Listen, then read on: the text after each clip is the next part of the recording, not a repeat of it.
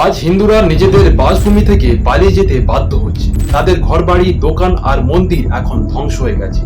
এই দৃশ্য বাংলাদেশ বা কাশ্মীরের নয়, এটা পশ্চিম। যে জায়গায় তারা শান্তিতে থাকতো, আজ সেখানে ভয়ের পরিবেশ তৈরি হয়েছে।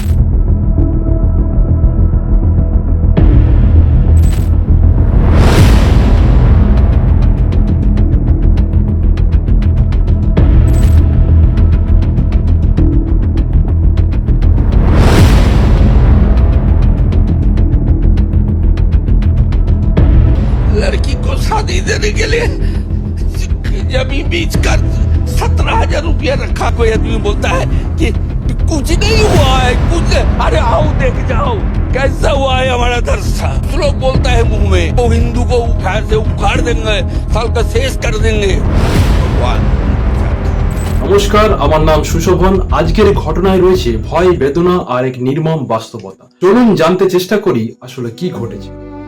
দেশভাগের সময় ও 1971 সালে ওপার বাংলা থেকে বহু হিন্দু এক কাপড়ে ঘর বাড়ি ছেড়ে প্রাণের ভয়ে এপার বাংলায় চলে আসে। সেই দুঃসহ অভিজ্ঞতা যেন আজ আবার চোখের সামনে ফিরে এলো মুর্শিদাবাদের ধুলিয়ানে।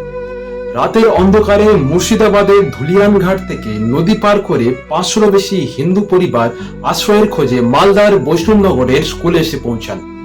নিজের জন্মভূমিতেই তারা যেন আজ রিফিউজি হয়ে পড়েছেন। মুর্শিদাবাদের ওই এলাকায় ওয়াকাফের প্রতিবাদের নামে পরিকল্পনা করে তারা হিন্দুদের ওপর আক্রমণ চালায়। আক্রমণকারীর কারো হাতে ছিল পিস্তল, বোমা, তরোয়াল, পাথর আর লাঠি। তারা আগে থেকেই ঠিক করে রেখেছিল কোন কোন হিন্দুদের ঘর বাড়ি আর মন্দিরকে আক্রমণ করবে।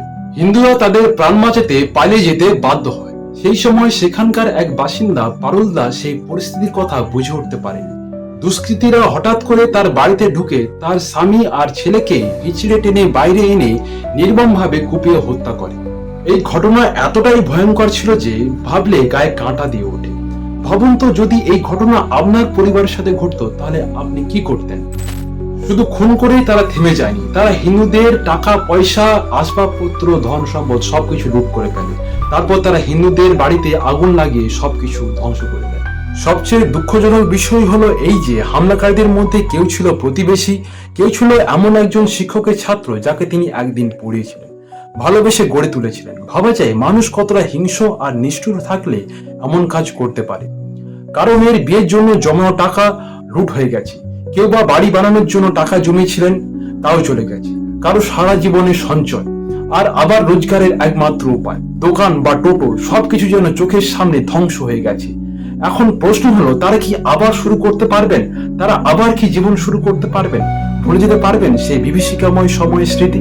এইসব কথা শুনুন তাদের মুখ থেকে, যারা তাদের নিজের চোখ থেকে এই ভয়ঙ্কর পরিস্থিতি দেখেছেন। আমি জমি জায়গা বেচে সব টাকা পয়সা রেখেছিলাম, সব নিয়ে চলে গেছে। ডাক্তার দেখাই, খাই, ছেলে পেলে নিয়ে আমি তো ম্যানেজ করতে পারবো না। আমার সব নিয়ে চলে গেছে। আমার গহনা ছিল, থানা ছিল মাত্র কয়েকশো মিটার দূরে। তবু এই ধ্বংসলীলা চলে 4 ঘন্টা সময় ধরে। প্রশাসনকে বারবার ফোন করেও কোনো উত্তর মেলেনি। মুখ্যমন্ত্রী মমতা বন্দ্যোপাধ্যায় বলেছেন, যারা মারা গেছেন তাদের পরিবারকে 10 লক্ষ টাকা করে দেওয়া হবে, আর যাদের বাড়ি ভেঙে গেছে তাদের পরিবারকে বাংলা বাড়ি প্রকল্পের সাহায্যে নতুন বাড়ি তৈরি করে দেওয়া হবে। প্রশাসন এখন তাদেরকে নিজের জায়গাতে পৌঁছে দিচ্ছেন, কিন্তু তাদের স্পষ্ট দাবি এলাকায় যেন একটি স্থায়ী বিএসএফ ক্যাম্প তৈরি করা হয়, যাতে ভবিষ্যতে আর কোনো হামলার আশঙ্কা না থাকে। কিন্তু তাদের কি আবার আগের মতো জীবন ফিরিয়ে দেওয়া সম্ভব? তাদের মনে যে গভীর ক্ষত সৃষ্টি হয়েছে তা কি আর কোনোদিন পুরোপুরি ঠিক হবে? আজ হিন্দুদের হৃদয়ে শুধু ভয়, শঙ্কা আর অনিশ্চয়তার ছায়া। তারা আজ ভালো করে খেতে পারে না, রাতে শান্তিতে ঘুমোতে পারে না। দিনরাত একটাই প্রশ্ন তাড়িয়ে বেড়ায়, আমাদের অপরাধ কি? হিন্দু হয়ে জন্মটা কি সত্যি অপরাধ? পাকিস্তান, বাংলাদেশ, আফগানিস্তান থেকে প্রাণের ভয় পালাচ্ছেন, আর কত পালাবেন? একদিকে আপনি আপনার সন্তানদের নাচ, গান, বাজনার শিক্ষা দিচ্ছেন, অন্যদিকে তারা অস্ত্রে ধার দিচ্ছে। যুদ্ধটা হলো অস্ত্র আর সহনশীলতা। আপনি ভাবুন এর পরিণতি কি হবে।